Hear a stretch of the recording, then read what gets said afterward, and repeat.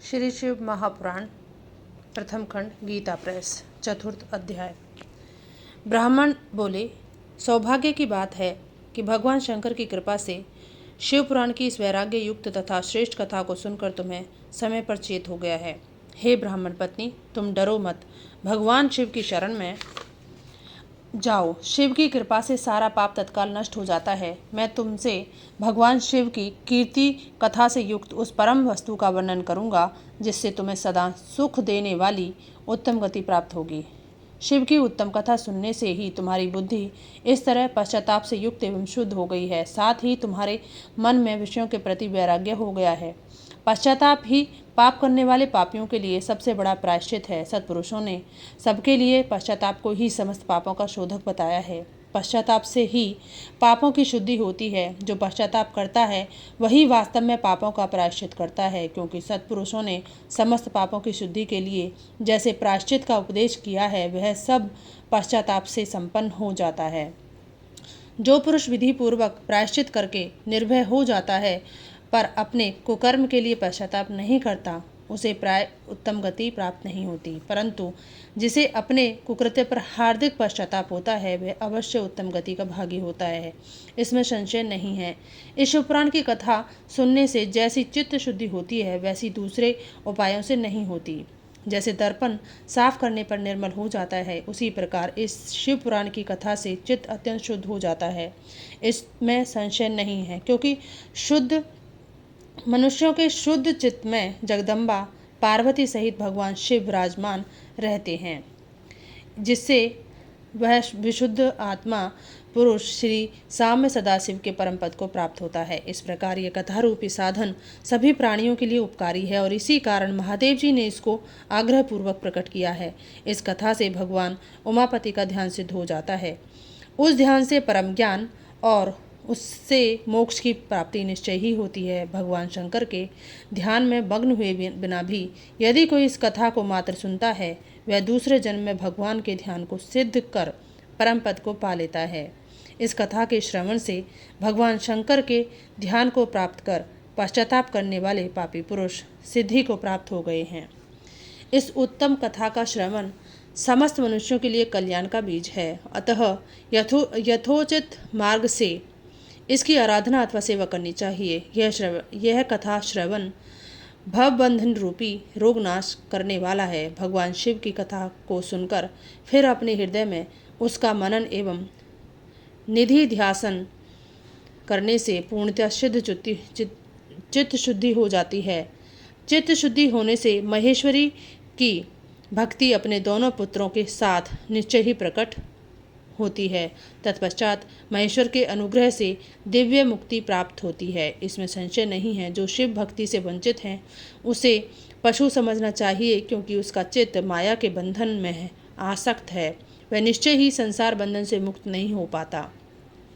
हे ब्राह्मण पत्नी, इसलिए तुम विषयों से मन को हटा लो और भक्ति भाव से भगवान शंकर की इस परम पावन कथा को सुनो। परमात्मा शंकर की इस कथा को सुनने से तुम्हारे चित्त की शुद्धि होगी और उससे तुम्हें मोक्ष की प्राप्ति हो जाएगी। निर्मल चित्त से भगवान शिव के चरणारविंदों का चिंतन करने वाले की एक ही जन्म में मुक्ति हो जाती है, यह मैं तुमसे सत्य सत्य कहता हूँ। सूत जी बोले, शौनक, इतना कहकर वे श्रेष्ठ शिव भक्त ब्राह्मण मौन हो गए। उनका हृदय करुणा से आर्द्र हो गया था। वे शुद्ध चित्त महात्मा भगवान शिव के ध्यान में मग्न हो गए। तदंतर बिंदुक की पत्नी चंचुला मन ही मन प्रसन्न हो उठी। ब्राह्मण का उक्त उपदेश सुनकर उसके नेत्रों में आनंद के आंसू छलक आए थे। वह ब्राह्मण पत्नी चंचुला हर्षित हृदय से उन श्रेष्ठ ब्राह्मण के चरणों में गिर पड़ी और हाथ जोड़कर बोली, मैं कृतार्थ हो गई।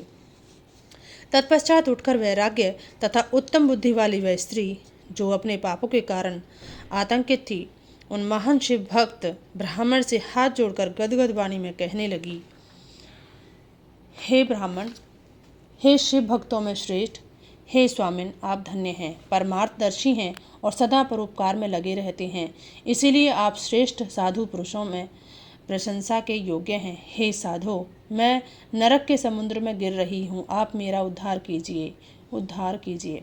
पौराणिक अर्थ तत्व से संपन्न जिस सुंदर शिव पुराण की कथा को सुनकर मेरे मन में संपूर्ण वैराग्य उत्पन्न हो गया, संपूर्ण विषयों से वैराग्य उत्पन्न हो गया। उसी इस शिव पुराण को सुनने के लिए मेरे मन में बड़ी श्रद्धा हो रही है। सूत जी बोले। ऐसा कहकर हाथ जोड़कर उनका अनुग्रह पाकर चंचला उस शिव पुराण की कथा को सुनने की इच्छा मन में लिए उन ब्राह्मण देवता की सेवा में तत्पर हो वहाँ रहने लगी। तदंतर शिव भक्तों में श्रेष्ठ और शुद्ध बुद्धि वाले उन ब्राह्मण देवता ने उसी स्थान पर उस स्त्री को शिव पुराण की उत्तम कथा सुनाई। इस प्रकार उस महाक्षेत्र में उन्हीं श्रेष्ठ ब्राह्मण से उसने शिव पुराण की वह परम उक्त कथा सुनी जो भक्ति, ज्ञान और वैराग्य को बढ़ाने वाली तथा मुक्ति देने वाली है। उस परम उत्तम कथा को सुनकर वह ब्राह्मण पत्नी अत्यंत कृतार्थ हो गई। उन सद्गुरु की कृपा से उसका चित्त शीघ्र ही शुद्ध हो गया। भगवान शिव के अनुग्रह से उसके हृदय में शिव के सद्गुण रूप का चिंतन होने लगा। इस प्रकार सद्गुरु का आश्रय लेकर उसने भगवान शिव में लगी रहने वाली उत्तम बुद्धि पाकर शिव के सच्चिदानंदमय स्वरूप का बारंबार चिंतन आरंभ किया। वह प्रतिदिन तीर्थ के जल में स्नान करके जटा और वल्कल धारण करने लगी तथा समूची देह में भस्म लगाकर रुद्राक्ष के आभूषण धारण करने लगी। वह भगवान शिव के नाम जप में लगी रहती थी। संयमित वाणी और अल्पाहार करते हुए गुरु के बताए मार्ग से वह शिवजी को प्रसन्न करने लगी। हे शौनक, इस प्रकार शंभु का उत्तम ध्यान करते हुए उस चंचुला का बहुत सा समय बीत गया। तत्पश्चात समय के पूर्ण होने पर भक्ति, ज्ञान और वैराग्य से युक्त हुई चंचुला ने अपने शरीर को बिना किसी कष्ट के त्याग दिया। इतने में ही त्रिपुर शत्रु भगवान शिव का भेजा हुआ एक दिव्य विमान द्रुत गति से वहां पहुंचा, जो उनके अपने गणों से संयुक्त और भांति भांति के शोभा साधनों से संपन्न था। चंचला उस विमान पर आरूढ़ हुई और भगवान शिव के श्रेष्ठ पार्षदों ने उसे तत्काल शिवपुरी में पहुंचा दिया। उसके सारे मैल धुल गए थे। वह दिव्य रूप धारणी दिव्यांगना हो गई थी।